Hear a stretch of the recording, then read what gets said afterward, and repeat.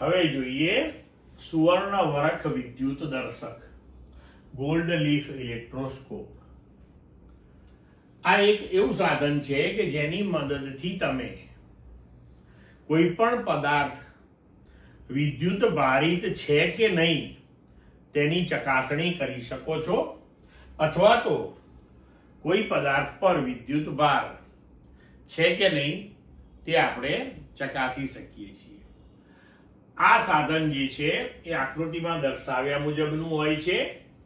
કાચની પેટીમાં એક ધાતુનો સળિયો આવી રીતે લટકાવેલો હોય છે, જેના ઉપરના છેડે ધાતુનો ગોળો લગાવેલો હોય છે અને નીચેના છેડે સુવર્ણ વરખ, બે વરખ આવી રીતે એના નીચેના છેડે જોડેલા હોય છે.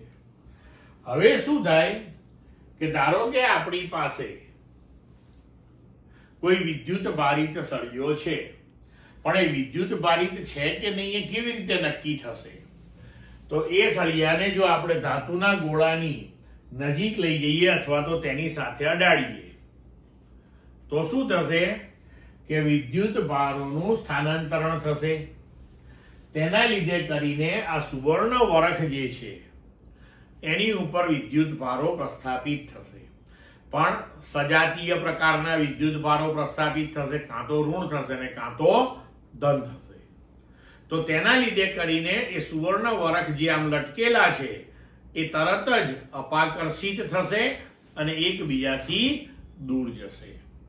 તો આ પ્રક્રિયા જોવા મળે એટલે આપણને ખબર પડે કે ધાતુના ગોળા સાથે સંપર્કમાં લાવેલો જે પદાર્થ છે એ વિદ્યુત ભારિત છે.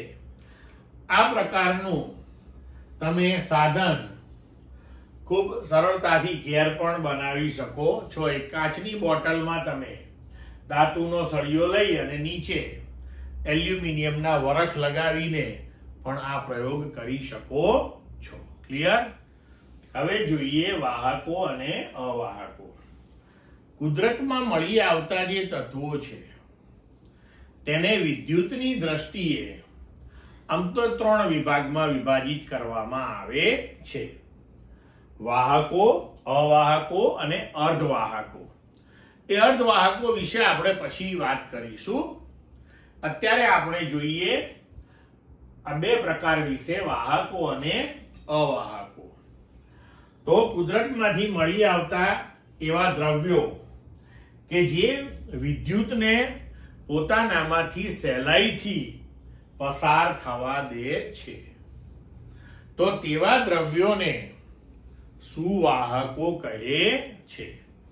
અને એવા દ્રવ્યો કે જેનામાંથી વિદ્યુત અથવા તો વિદ્યુત ભાર સરળતાથી પસાર થઈ શકતો નથી, અથવા તો જ્યારે તેમાંથી વિદ્યુત પસાર થાય ત્યારે તેને ખૂબ જ મોટો અવરોધ આપે છે, તેવા દ્રવ્યોને આપણે અવાહકો કહીએ છીએ. સમજ્યા મિત્રો?